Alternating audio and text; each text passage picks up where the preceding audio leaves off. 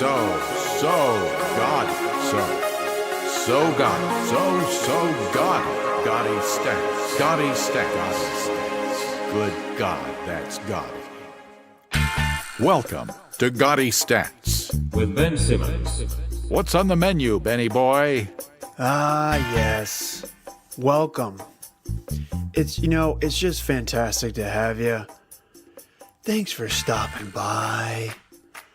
Today, we're going to talk about one of the best NFL offenses of all time.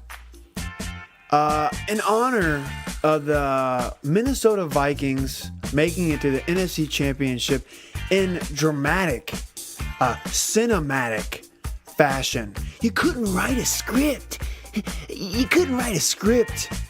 That gripping.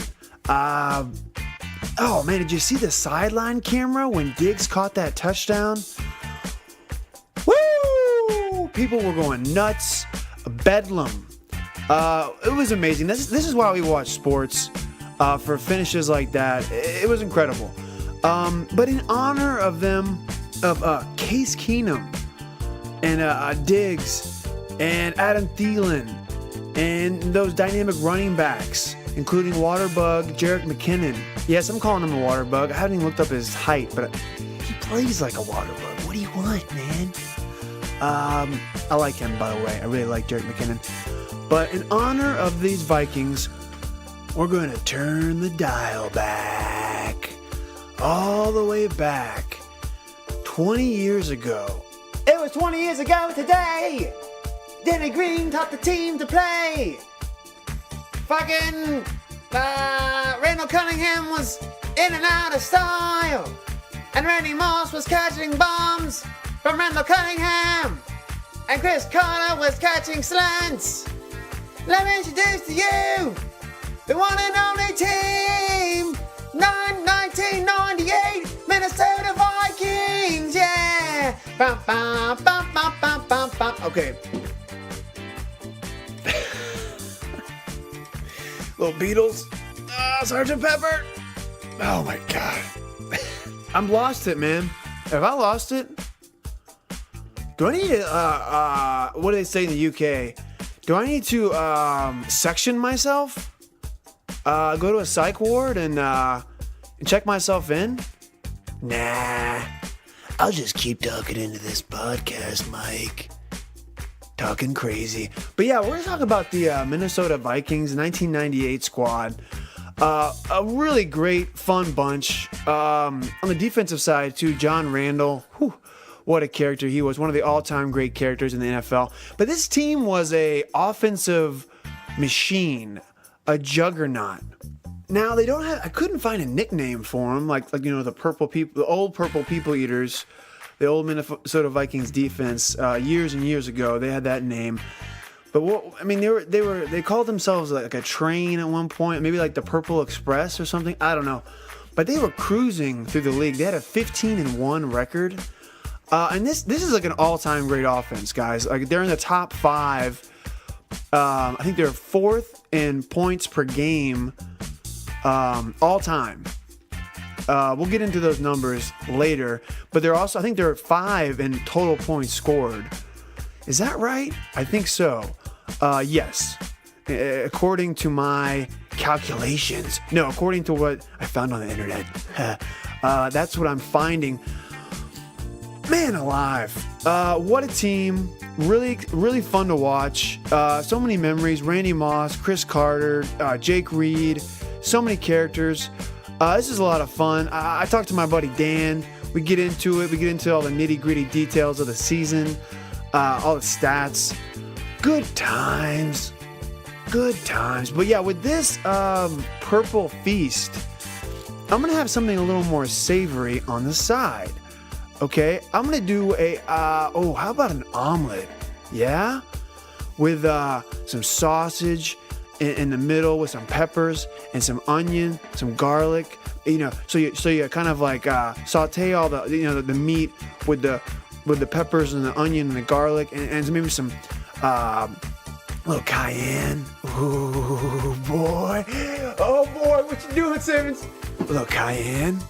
Oh, yeah. A little hot sauce on there. Mix it all around. Let it steam. Let it cook. Let it brown a little bit. All right. You can even pour the eggs on top of that and make it frittata if you wanted to. But no, I'm gonna reserve it. Okay, to the side. And then I'm gonna cook the egg. And then I'm gonna put all that stuff on top. Flip it over. Maybe put some cheese in there too. Whatever you want. Sour cream on top. Guacamole on top. Salsa on top. And then eat it as fast as you can. Don't even enjoy it like I do most of the time. I eat the food so fast, I don't even enjoy it. I need to slow down eating because I eat too fast. Okay? I eat too fast, man. What the hell am I? Who cares if I eat too fast, all right? That's who I am, all right?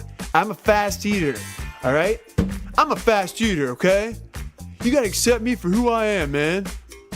I'm losing it. I've lost it. Okay, let's just get to it.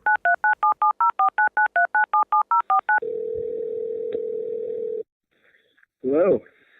Danny, how the hell are you, sir? Oh, I'm doing well, man.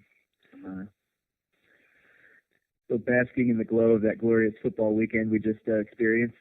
I know. It was some fantastic finishes, including the Vikings. I've never seen a game like that. I've never seen an ending like that. That was insane. Yeah. I don't know if that was the single most incredible ending to a football game I've ever seen, but nothing comes to mind that tops it. So it reminds me. Do you remember that Jacoby Jones, Ravens, Denver, Baltimore Ravens, yeah. Denver Broncos game where he caught that last-second touchdown to win the game? Mm-hmm. I think it was last second, but it was like something similar.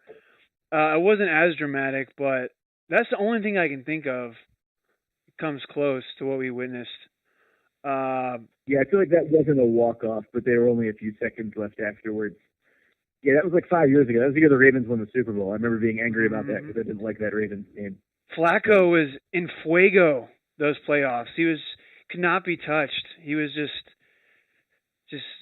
dishing out, just juking and jiving. Classic Flacco.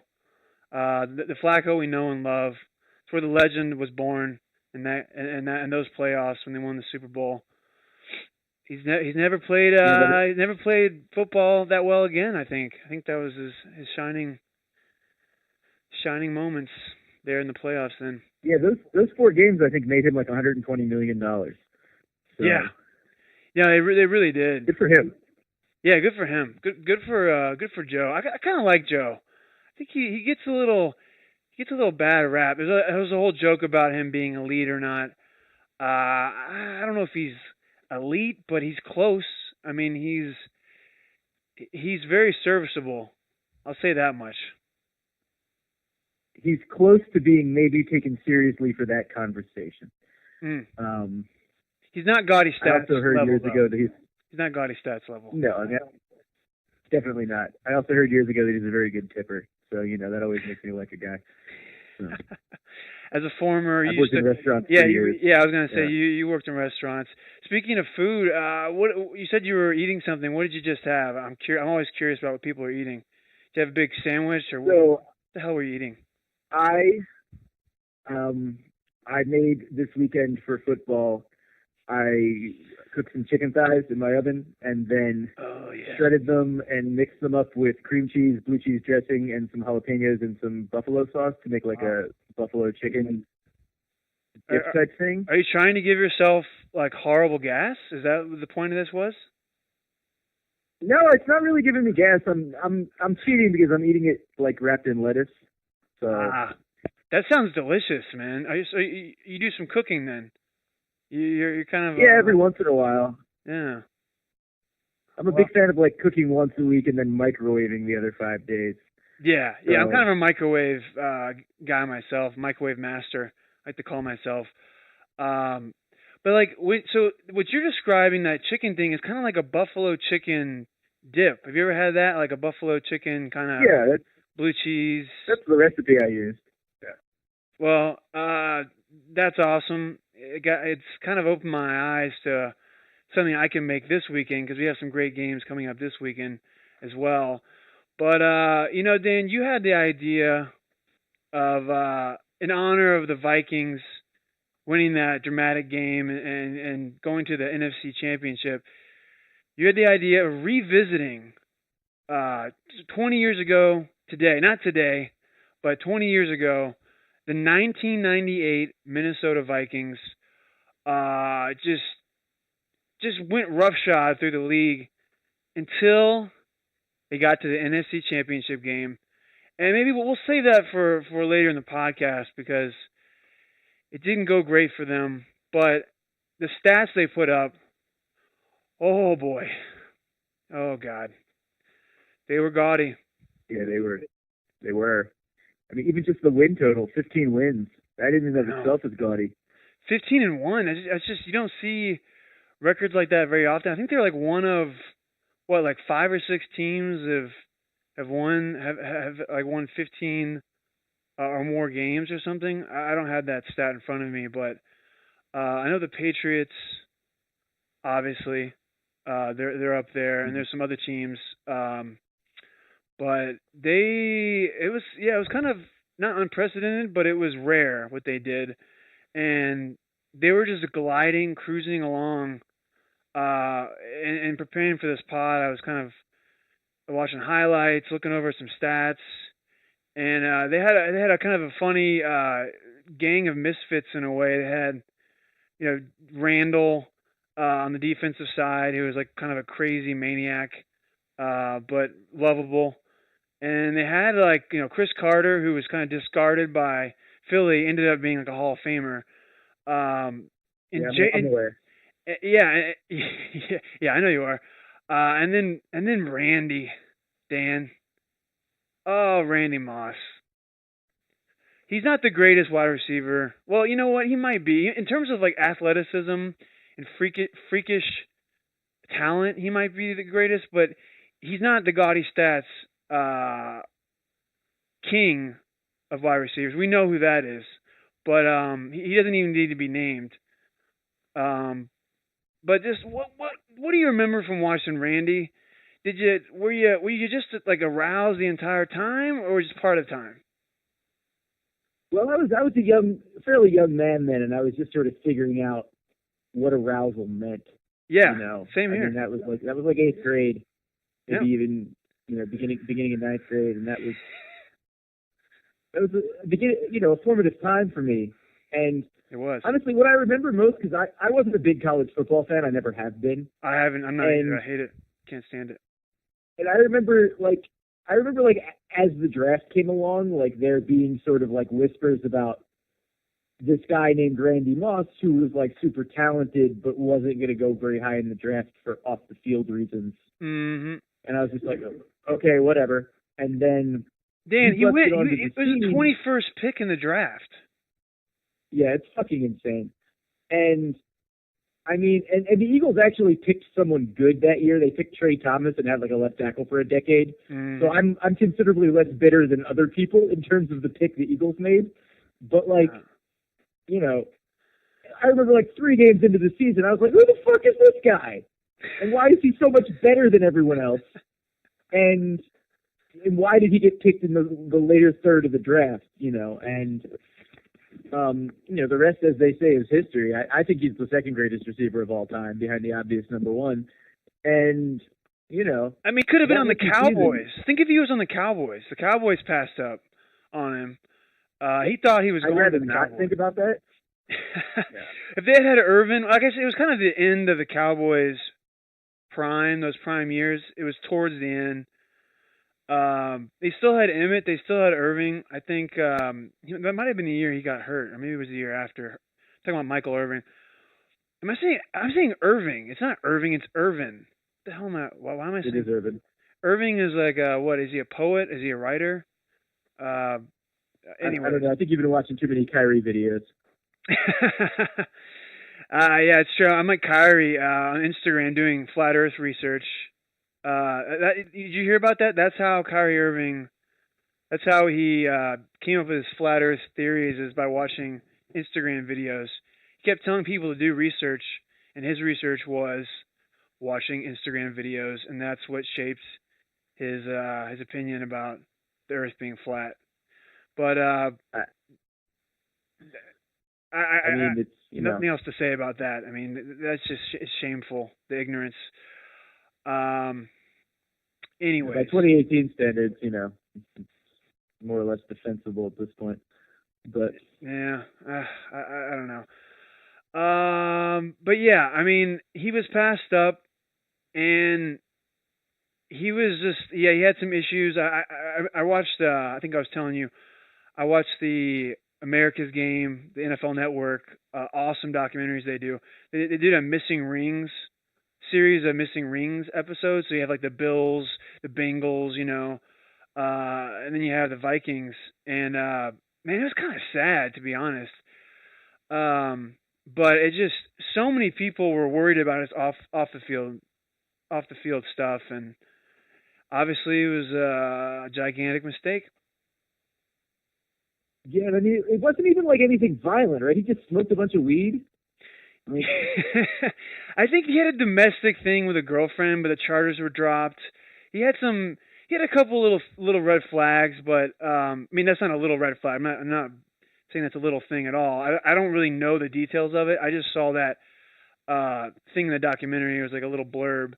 So he had that, and he had some other things, but I mean, this is the NFL.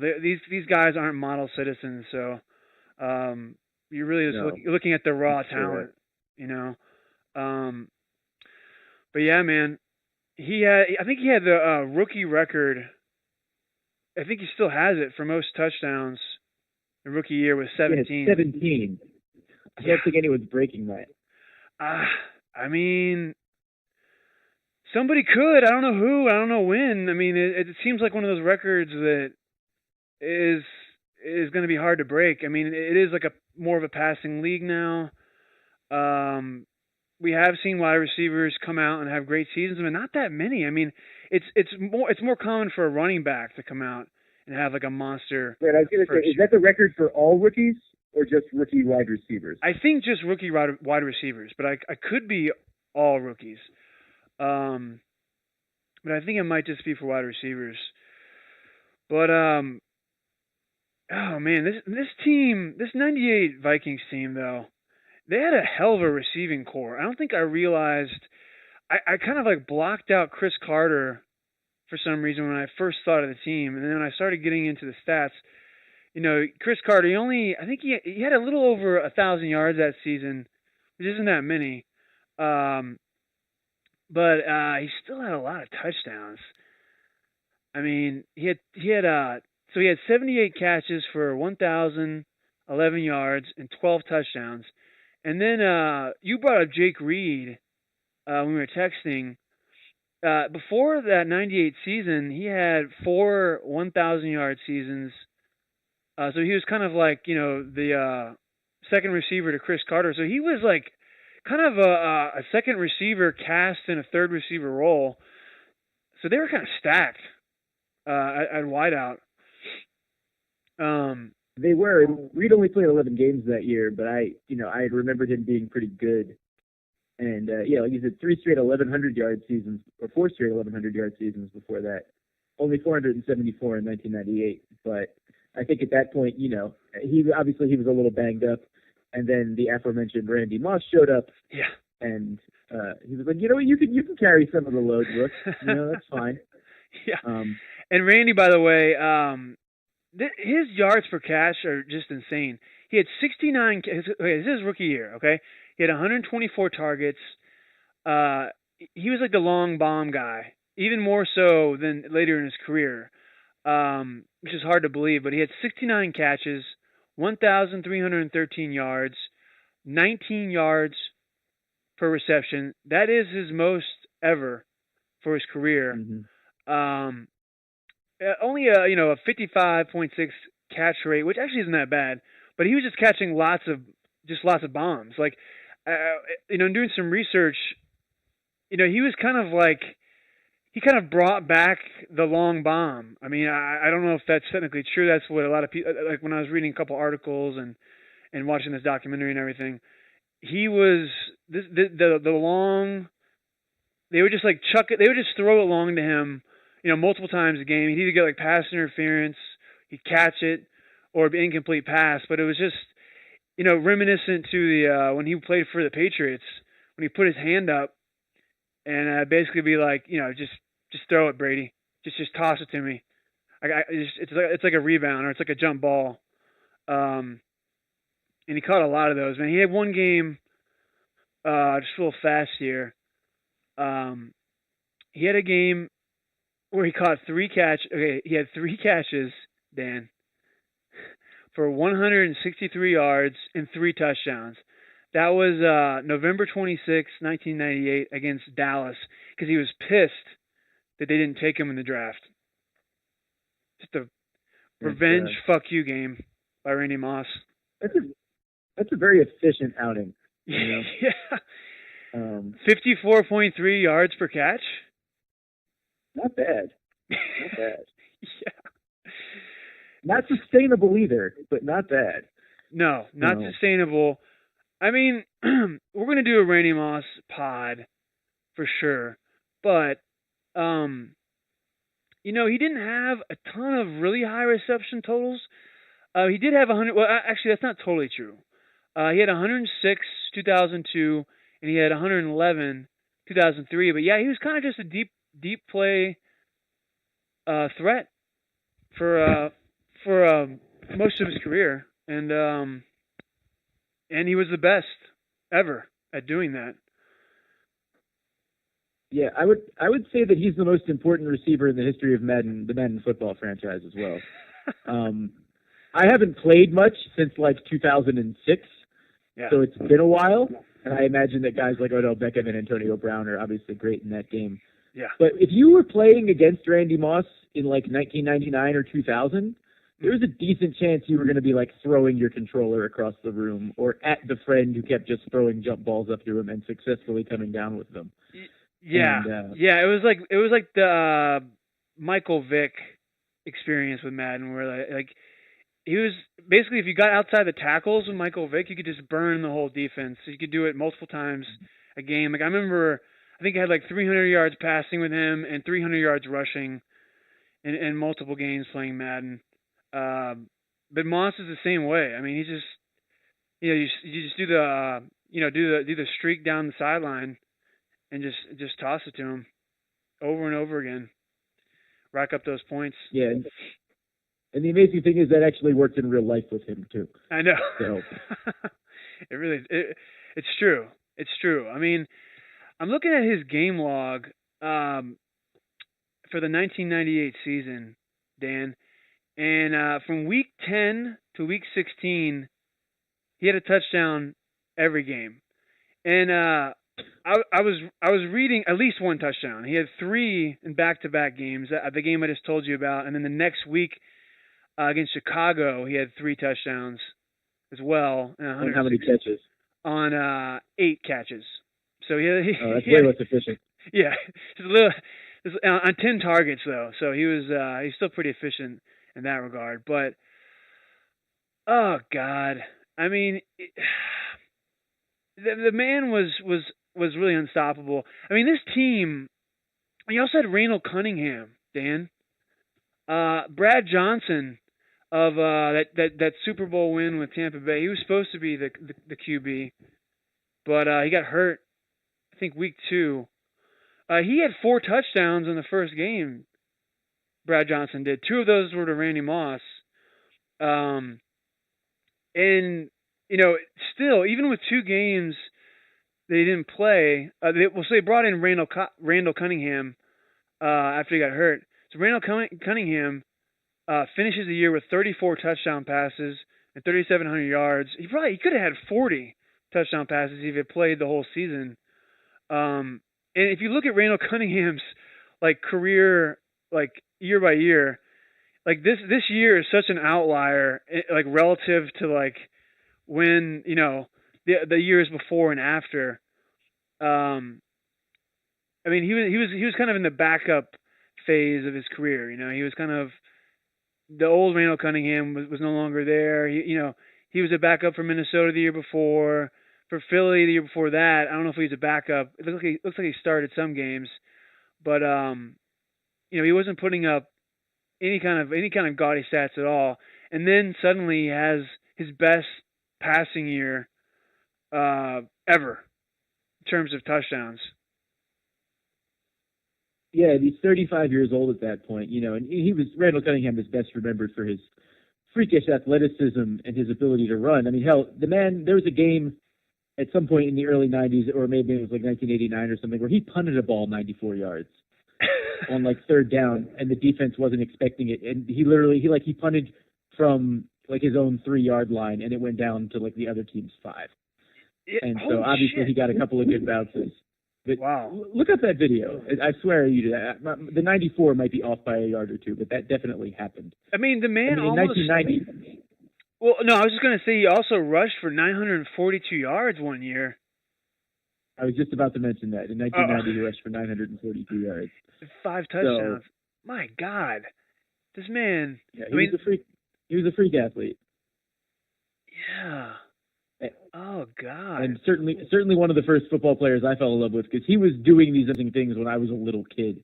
And, nobody seemed more superhuman than he did at that point. And then, I didn't forget about him, but he kind of, dropped out of the consciousness in, 94 and 95 when he was still in the Eagles. Those were the dark years for the Eagles.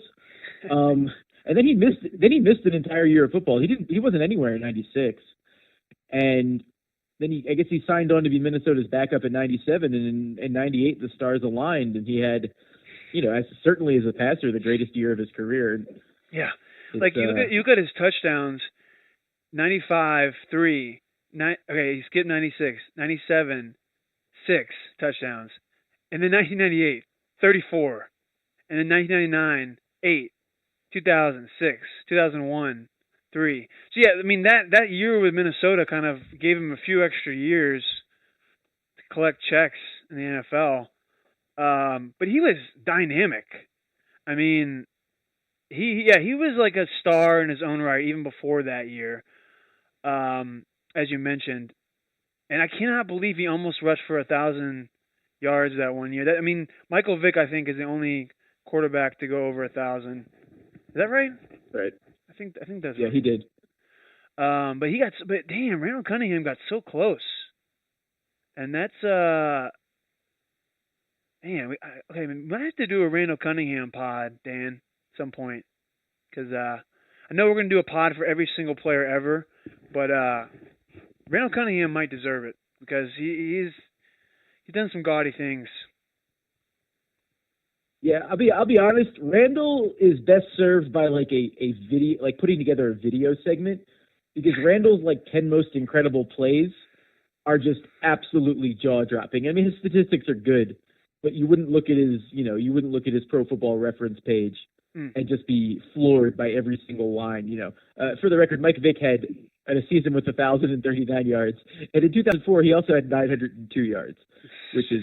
Wow, yeah, I think Gordon and I 900-yard season quarterback. Gordy and I are gonna do a Michael Vick pod together because he's a Michael Vick fan. So we're gonna unveil that at some point because he needs his own pod.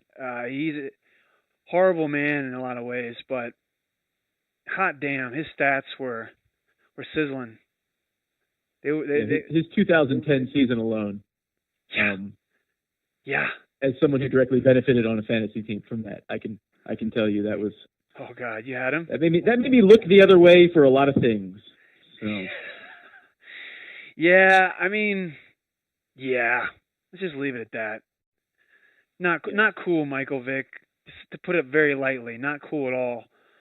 Or Mike Vick. I'm calling you Michael for some reason. I don't know why. But and then you got Randall, Moss. We mentioned Cris Carter, Jake Reed, and then someone that I had forgotten about, and we're going to get back to Moss. Don't worry about that. But they also had Jay Fiedler as one of their QBs. Well, you can't forget about him. Yeah, the Jewish general. Some of the greatest ears in football history. And Ben, before we move on from Randall, I want you to go to his passing statistics and look at his longest throw every year. Just go down that list. All right, I'm going to do that. Hold on. Okay. There we go. Okay. My God. That's a lot. 95 yards? Okay, I'll go down the line. Well, that's 1985. Okay, starting in 1985. Okay, 69, 75, 70, 80, 66. Okay, we're in 1990 now. 95. This is long that year. Yeah. We'll stop there. Actually, no, we'll skip 1 year. We'll skip 1991 because he only had 19. He was hurt. Then 75, 80, 93, 33, 34, 67, 61, 76. Jesus. It's probably just him scrambling around in the backfield and then just uncorking a bomb to somebody. I remember him doing that a lot. The 95-yard play was against the Buffalo Bills. He threw a pass to Fred Barnett. It was at the end of the half, and he ran around in the end zone for something like 10 seconds and threw a bomb 60, 70 yards in the air that Fred Barnett caught and then ran into the end zone. How many quarterbacks do you think have 2 passes of 90 yards or more in their career? Jeff Garcia. I don't think that's true. I'm going to challenge that. I'm kind of joking, but I remember he got a crazy long pass, a 99-yarder one time. I kind of love Jeff Garcia, and you know what? He's not a Gaudy guy, but he kind of is in a way. We might do a Jeff Garcia pod at some point. You're talking to an Eagles fan. I'm a fan of Jeff Garcia. Yes, he does have a 99-yarder, but his next longest is 76. Yeah, so he had I was hoping he had another 90-yarder, but yeah, he had one. He threw it to some it's possible he had a 98-yarder also that season. So, but that's a good point. They had some burner on the Browns. I forgot his name now. He was one of those fantasy players that, he'll get 2 for 180 yards and 2 touchdowns, and then is not heard from for weeks, and then has another big blow-up game. Wish I could remember his name. I think his last name might have been Davis. Who the hell knows? But that wasn't Josh Cribbs. It wasn't Cribbs. It was somebody else. But or does that predate Cribbs? I don't know. He might have just been doing his. It might have been a third receiver, speedy guy, burner. But all I know is that I think it was a dump off or something a slant. Garcia, because Garcia he doesn't have a rocket arm, and he threw a little slant, and this guy just took it to the house. I still remember. Andre Davis. Andre Davis, nice. Davis. It was something to behold, but that was one of few highlights that Garcia had with the Browns. He wasn't the same after he left San Francisco, except when he played for the Eagles, where he was lights out. Yeah, that was a hell of an 8-game stretch. Yeah. So. I love Jeff Garcia, but he's not a Minnesota Viking, so why in the fuck am I talking about him? Or maybe because I love him. Maybe that's why. But, no, I wanted to bring up Robert Smith, the running back that they had that year. I remember this guy. I thought he was more of a pass catcher. I'm looking at his numbers. He only had 28 catches that year. He was a 6'2" running back. He was famous for actually retiring after his best season. He just kind of left the game. I forgot exactly the reason. Maybe he was tired of really large men violently smashing into his head repeatedly. But, he had that year, in 1998, he had 249 rushes for 1,187 yards and 6 touchdowns. And then he had 28 catches, 291 yards, and 2 touchdowns. But I remember him being a really nice component to that team. Yeah, he was really good. And I sort of remembered him as more of a pass catcher too, but that definitely wasn't the case. This strikes me as another one of those, you thought a guy was a lot smaller than he was, and turns out he was actually pretty fucking big. I know, he's 6'2". I thought he was a little guy. I thought he could even be qualified as a water bug, but unfortunately, no, he's not. Well, you have a history of making those assumptions. I do indeed. And then learning that they are in fact not the case. Yes, yes. Kamara is pretty tall too. I thought he's still technically a water bug. I'm gonna call him a water bug, but Robert Smith, I thought I was gonna see a lot more receptions, but I guess when you have, Cris Carter, Randy Moss, Jake Reed, there's not as many balls to be thrown to the running back, which is totally fine. I mean, I'd rather throw the ball to Randy Moss. I mean, he had like that year he had 28 catches, but he had 37 the year before for only 197 yards. But yeah, I thought he was more of a pass catcher, but unfortunately not. He wasn't. But something else I saw in researching this team, which is kind of crazy, is at the time in 1998, they broke the record for points by a team in a season that had been held for, well, like over 15 years, or actually exactly 15 years. The Redskins in 1983 had held it before, but let's see, the Vikings, they put up an average of 34.8 points a game, which is pretty crazy, and they allowed an average of 18.5. So they were really blowing out teams, and they put up a total of 556 points, which it's a whole hell of a lot. And there's now 4 teams ahead of them. You got Dan, I didn't realize this. The Denver Broncos in 2013 put up 600. I mean, Peyton Manning did.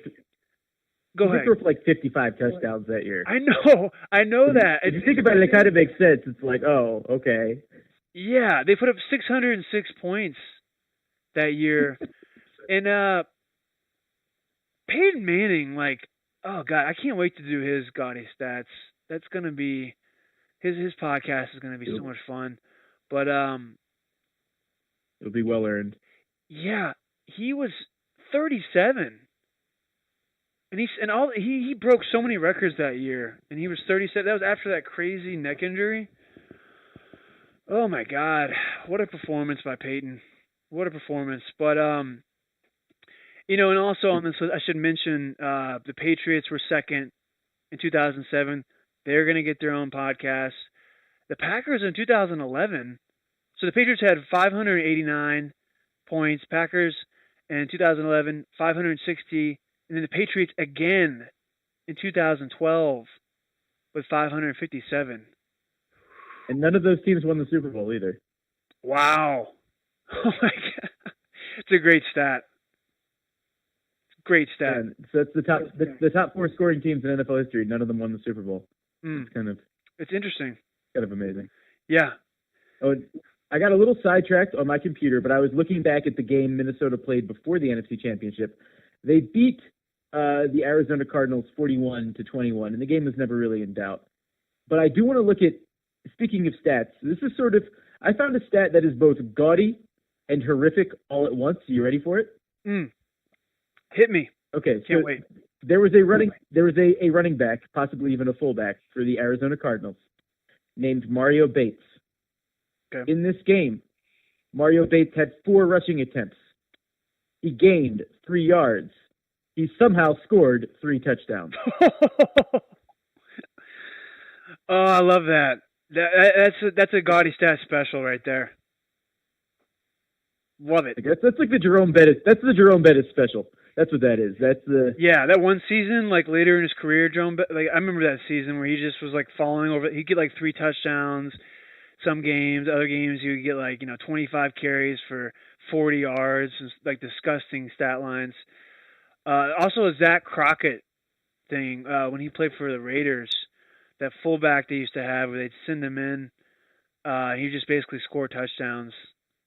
That was like his MO. But that is that is hilarious, man. That's a good find. That's yeah, because I was looking at the scoring log and it said Mario Bates 3 times, and I was like, who's that? And I was like, wait a minute, he's on the losing team? He scored all of their touchdowns somehow, and they still lost by 21 points. Oh God, Dan, I got a great. I'm so glad you brought up Jerome Bettis. I have it just almost as disgusting stat line, maybe even grosser than one you just read me. It's amazing. It's like the same thing. It's like it's awesome. It's gaudy, but it's also just filthy. There's actually 2 of them. I feel like I remember this game. All right. It's week 1. of the what year is this? Oh yeah, 2004 season. Jerome Bettis, Pittsburgh versus Oakland. 5 rushes, 1 yard, 3 touchdowns. I remember that game. That was a great game. .2 yards a carry. God, and then he didn't touch the ball the next game. Maybe he was hurt. But then week 4, he had 6 rushes for 9 yards and 2 touchdowns. He's like that fantasy player that he just like it drives you crazy. Especially if you're playing against him, because he doesn't do shit one week and the next week, he's rushing them 5 times for 1 yard and 3 touchdowns. And oh man, it's hard to predict, I guess, if you're using a guy like that for fantasy. But I will say he did later in the season, week 14, he had 36 rushes for 140 yards, still only 3.89 yards per carry for a touchdown. So he's kind of a gross, what was the word you used for Mario Bates?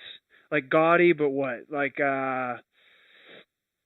horrific. I believe. Horrific, yeah. Like he just, I mean, the times they would give this man the ball, they really ran this guy into the ground. He was only 32 that year, but still, that's kind of old for a running back. And it is, especially back then. And look, man, his name was the Bus. All right, buses aren't known for their miles per gallon. Okay. Yeah, that's a good. They're known for safety. He's size. Yeah, that's true. That's true. I mean, he's a career 3.9 yards per carry rusher. He was known for grinding defenses down, just slowly but surely. And his best yards per carry was his rookie year, by far. Actually, not by far. He had 4.9 his rookie year, and in 2001 he had 4.8. This is Jerome Bettis. So I don't know. He had some gaudy seasons. Not surprisingly, he didn't score a ton of touchdowns, except for the year I just mentioned, which was 2004. We had 13 touchdowns and 941 yards. But he only had double-digit touchdowns one other year, which was 1996. So, anyways, his last season he scored 9 touchdowns with only 368 yards. Also, I just want to. Jerome Bettis is listed at 5'11", 252. Oh God, get out of here! Which means he was probably like 5'11", 290 his last year in the league. I think, but, it's definitely around there. He was not. Yeah, this is a typo. This can't be true. It's so large and like not that tall. I mean, I'd rather try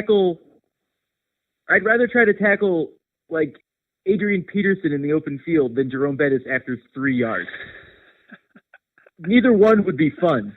But it's like how they used to list Shaq. They used to say Shaq was like, I don't know, like 300 pounds or something. He's like 7'1", but he's actually like 350 or something. I mean, I don't know. Shaq hasn't been less than 300 pounds since high school. Yeah.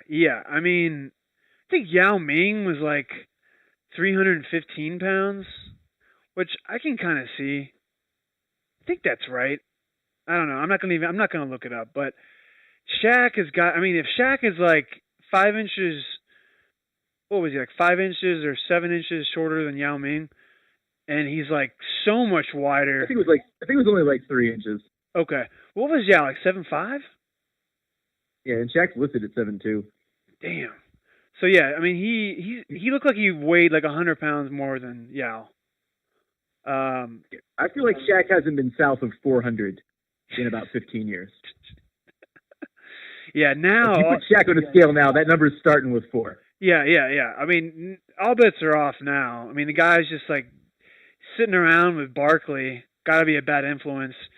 No offense, Barkley, but another guy whose listings were usually pretty off. I mean, you talk about his height for sure, because he was listed at like 6'7" and 6'6", but supposedly he's closer to like 6'4". Actually, I think he was more like 6'8", 6'7" than he was listed at, but he was closer to 6'4". I mean, Michael Jordan was always saying that he was considerably shorter than him.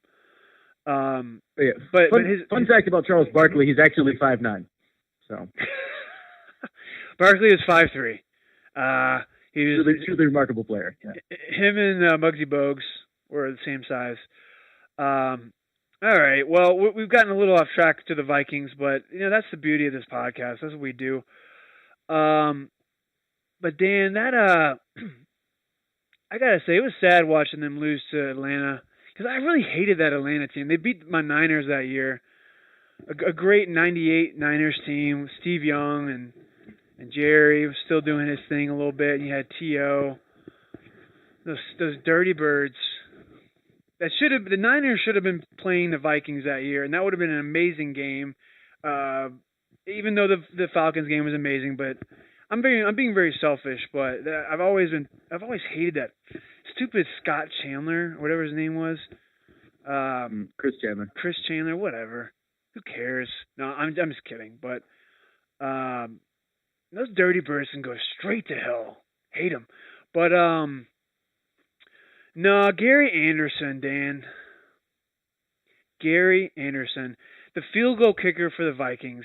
They call him One Bar Gary because he wore that helmet with one bar going across, like he was from 1915 or something. He was an old school guy, kind of kept to himself. But Dan, he hadn't missed a field goal in 2 years when he lined up a game-clinching field goal at the end of regulation against the Falcons. I think they were up by 7. If he had hit the field goal, they would have been up by 10 with 2 minutes to go or something like that. It would have been really difficult for the Falcons to have come back from that. It was a 39-yard attempt, and Dan, he shanked it. He shanked it left, I believe, and it's just sad, man. These kickers. He was great. He hadn't missed a field goal in 2 years, and he becomes the GOAT of that game. And I think his brother on the other side, Morton Anderson, they're either brothers or cousins. Are they actually brothers? I don't think they're brothers. I just assumed he was his brother. And then his brother, and then the man with the same name or same last name, Morton Anderson, kicks the game-winning field goal in overtime. Oh, poor Gary. Poor Gary Anderson. Did the Vikings get the ball in overtime in that game? I think it might have been, it was confusing when I was watching the video recap, but I think it might have been first strike rules then. It was, for sure. So I think you could kick a field goal or get a touchdown and you win the game. So now it's like if you kick a field goal when you first get it, other team has a chance to tie with a field goal or win with a touchdown. But I think based on the win probability chart, Minnesota absolutely won the toss and got the ball, and they didn't score because their win probability was close to 75% until it spiked right towards the end of overtime, and that's obviously when Atlanta made the field goal. So are you sure that missed field goal was in regulation? I feel like that missed field goal was in overtime, Ben. I think I'm almost. I'm not positive. I'm almost positive it was because they had a 7-point lead, and then he missed the field goal, and then Atlanta and Christopher Chandler drove him down, and they threw a touchdown to tie the game, and that's how they went to overtime. He might have missed another one in OT, but they didn't. I don't think he missed two. They didn't. I'm pretty damn sure it was in regulation. But they might have just gotten stopped in OT. They might have, did 3 and out or, got a completion and then, first down and then went 3 and out. Which is, if you look at the all through that game, there were a lot of mistakes by the Vikings. They were discombobulated from the very beginning. John Randall, their defensive stalwart, who they called the muscle. Because he was just like one big muscle, but he was a little guy. He was 6 feet, but he was By the way, I didn't know this. He holds the all-time record, John Randall, for most sacks by defensive tackle. I think it's 137.5, which is a lot for a defensive tackle. I'm not a big defense stats guy. I don't know a lot about it or follow it as much as the offense, but it's pretty damn good. But anyways, he got hurt. He wasn't 100% going into the game. Then he got hurt, so he said he was 30% for the rest of the game. After the first play, he got a chop block and hurt his knee that had been hyperextended in the previous game against Arizona. And it is. They had some issues. They couldn't. Randy had a couple of really bad drops. He caught a touchdown towards the beginning of the game, but he had some bad drops, which is to be expected. He's a rookie, and also drops happen, whatever. But also, when Atlanta was driving to win the game or tie the game in regulation, there was multiple drops by defensive backs who could have intercepted the ball. It's just one of those things that's just it's agonizing, man. If you're a Vikings fan, watching that, it's one of those games that will stick with you for sure. I know you've had plenty as an Eagles fan. Yeah, but I'm not going to sit and act like the Eagles have had crushing losses the way the Vikings had. Not in my lifetime. The Eagles have lost a couple of tough games, but not anything like this. And I will say that the Eagles, they lost those 3 consecutive NFC Championship games. Although the first one they weren't expected to win. The second one was one of the worst games I ever watched, but it was never close. They just got their asses kicked by Tampa Bay. And the third one, where they lost 14-3 to Carolina, I was in Madrid, and that game was on at 2 in the morning, and I didn't even watch it. So I was either I'm going to wake up happy or I'm going to wake up pissed off, but I can't stay up the game started at 2 a.m. Oh, so, it wasn't really an option for me. Had they gotten to the Super Bowl, I would have made it work.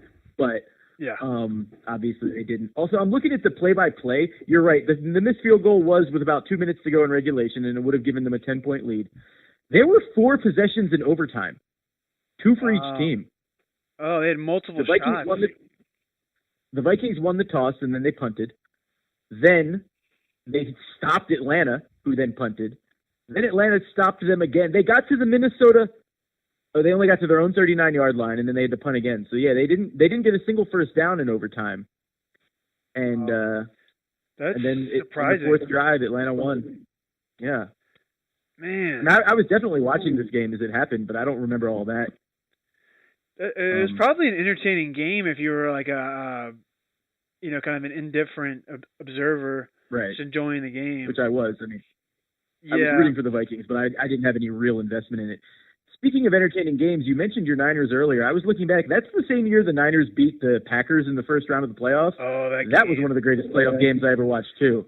Terrell Owens crying, weeping after catching that. Is that catch? And that's also the game that Jerry Rice had a horrible drop.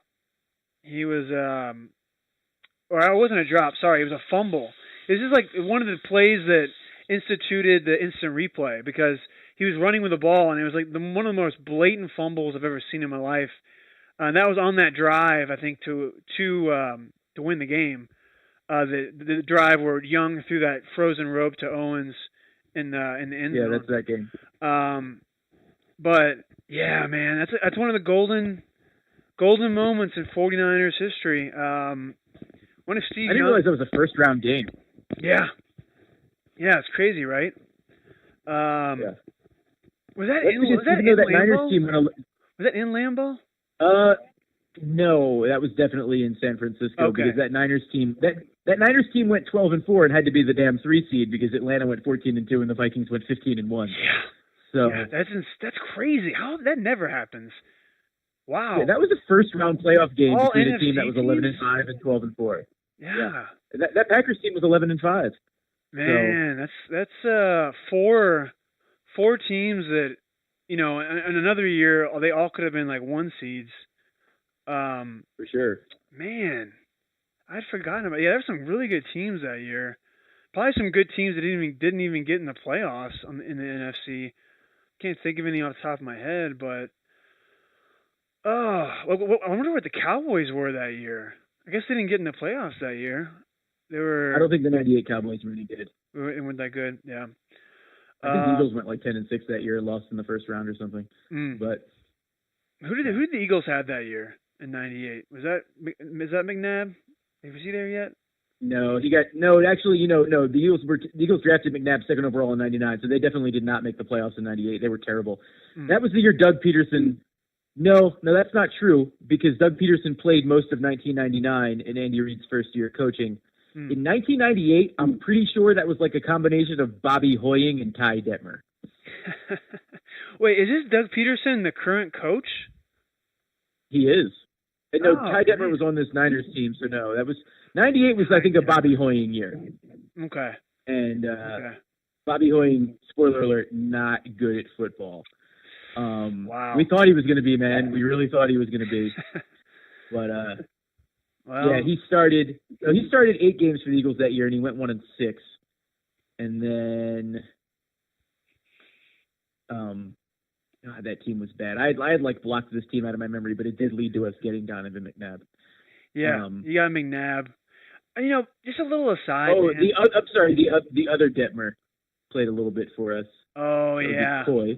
The other Detmer, the famous Detmer boys.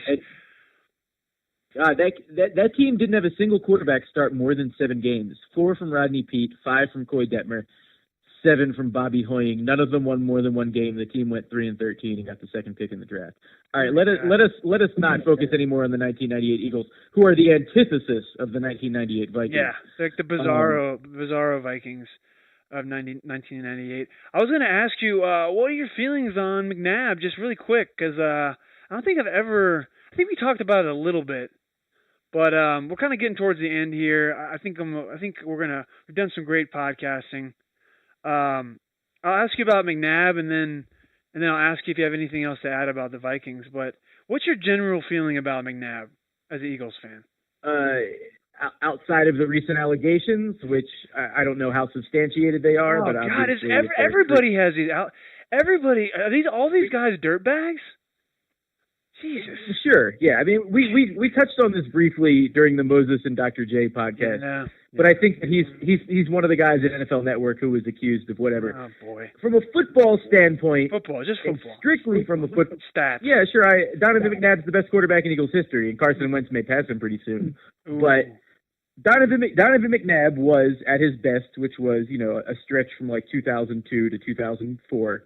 And then he was hurt in 2005 and pretty good again in 6, 7, and 8 when he was healthy, was a very, very good quarterback. If you look at his numbers in 2004, they're insanely good. And he was just overshadowed a bit because both Brady and Peyton Manning put up also insane numbers. He had a nice year. He was incredibly good in 2004. That was the year the Eagles went 13-3. And really, they would have been 15-1 had T.O. not gotten hurt and they hadn't sat their players the last 2 games. I mean, they lost to a couple of terrible teams after they'd already locked up the 1 seed. But and most Eagles fans tend to agree with me. There was a quiet appreciation. It's just that the very, very, very unsilent minority of Eagles fans who never liked Donovan McNabb were incredibly vocal about it. And a couple of them were like radio personalities, which Philadelphia sports radio personalities are by definition terrible human beings. You could probably expand that to just about any city and have it still be true. But, imagine if like Mike Francesa was angrier and dumber. And so, it's like neither of those seem possible, but let me introduce you to Angelo Cataldi. So, it's, there are a lot of people right now, just enraged at you for, just cutting down Mike Francesa like that, Dan. I personally don't care, but I want you to continue. But it's kind of an unpopular opinion, I would say, right? Or am I wrong about that? No, Ben, because thinking that the rest of the country cares about your sports talk guys is like the most New York thing ever. Nobody cares. So, like, and there are people who love Francesa, and that's fine. I don't have a particular vendetta against the man, but he has had some really dumb takes lately, but he might be getting old. He's made millions of dollars for talking about sports. I'm supposed to think this guy's some kind of fucking genius. He's got don't get me wrong, I'd love voice. He's a funny voice for sure. I think that's part of why. It's like cartoonish. His voice. I'd love to do the same thing, believe me, but he's Yeah. Well, and McNabb's legacy is tarnished because he went 1-4 in NFC Championship games and then lost the one Super Bowl he got to. Yeah. But could you have won a Super Bowl with Donovan McNabb if the chips had fallen correctly? Of course you could have. Yeah. And yeah, they I think didn't. so too. Yeah. But there's been games. Worst quarterbacks than McNabb have won a Super Bowl. Oh. So. Oh God, yeah. If anyone other than Brady does it this year, we can add a guy to that list. Well, including the most overrated of all, in my opinion, Joe Namath, which that guy. If you want to look at some stats. I mean, he had some huge games, but year by year, the interceptions are staggering. First of all, and in the game he guaranteed, I think they won like 16-9 or something. It was all the defense. Mm-hmm. Man didn't do a damn thing. So, yeah, I feel bad for McNabb in terms of his sports career, but it sounds like he's a dirtbag. Who the hell knows? There's so many of them now. So many allegations being thrown. So many just guys I used to kind of like, just based on their playing days that are turning out to be just first-class sons of bitches. Never want to be associated with them. But, oh, God. Donovan McNabb. I'm looking at McNabb's long completions. Donovan McNabb has 2 career passes for longer than 90 yards. There you go. Yeah, 90 yards or longer. Yeah. He had a hell of a career. It's true. He also had a lot of rushing. Yeah, he was very good. The man was a great scrambler.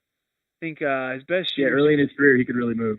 2000, he had 629 rushing yards and 6 touchdowns. That's a nice little fantasy booster right there. He had another year where he had 6 touchdowns rushing in 2002. And that 2004 year, you're talking about only 220 yards, but another 3 touchdowns rushing. He had 29 rushing touchdowns total in his career, which is excellent. 2004 was the year that finally sort of the argument was basically can Donovan McNabb be a pocket passer? And they always, people always gave him shit for taking off and running or not being super accurate. And before 2004, the best wide receiver Donovan McNabb played with was probably Todd Pinkston. And that is insane. That just made me sad saying it. And then they got Terrell Owens, and all of a sudden Donovan McNabb was one of the 3 best quarterbacks in the league. And it's turns out having a really good wide receiver makes your quarterback better. Who knew? So, Brady for the first 10 years of his career didn't have a legit superstar, but then you give him Randy Moss and he throws for 50 touchdowns. So it definitely matters. Yeah. No offense to Todd Pinkston, but yeah, you're right. No, offense to Todd Pinkston. I mean offense. Wow. Todd Pinkston sucked. Yeah. Well, we're gonna have a new after the last podcast I did with Kemp. We're gonna have a new little section where we say, with all due respect, and then just proceed to rip different players and different people, just unmercifully, I should say, just vicious attacks. But we're going to say with all due respect beforehand, so it's going to be completely okay. What do you think about that? Right. Yeah. With all due respect to Todd Pinkston, James Thrash, and Freddie Mitchell, those guys fucking sucked. There you go. But is that how it works? Yeah, you said all due respect, so it's fine.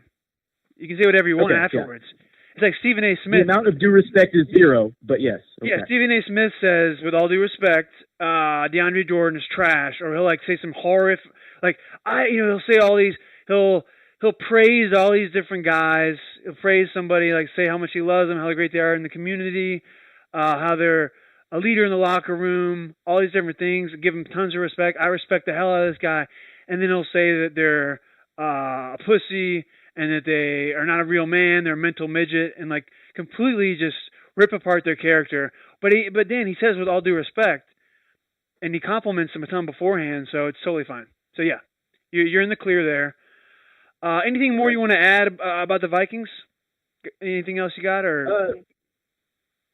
No, like I said, this is probably the first sports team, certainly the first football team that I fell in love with that wasn't from Philadelphia. Because they were just so much fun to watch week in and week out, Yeah. And they really were. It's a damn shame they didn't play that Broncos team in the Super Bowl, because that would have been a game for the ages. Yeah. And they kind of kept it going relatively after that year. I mean, it was a sad year in a way, but like, you know, there were those Dante Culpepper years. Mm-hmm. God, yeah, they drafted him the next year. Did he put up some gaudy stats or what? This guy. Oh, he certainly did. That's another time. But he didn't have like an amazing career, but he had some years. I mean, he had a great career. Don't get me wrong. I'm just saying in terms of gaudy stats. You know, he had 33 touchdowns one year. He had 39. And 04 was like kind of his shining jewel, his crown jewel performance. Man, he had a lot of rushing yards too. He had 10 rushing touchdowns in 2002.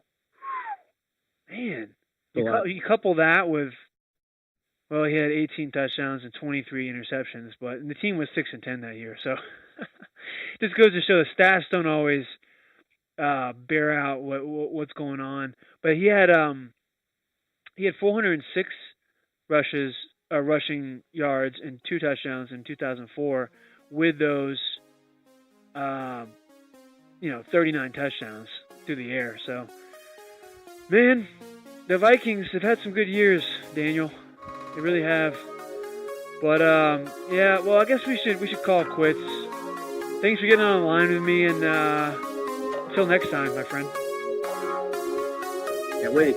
Later, buddy. All right, buddy.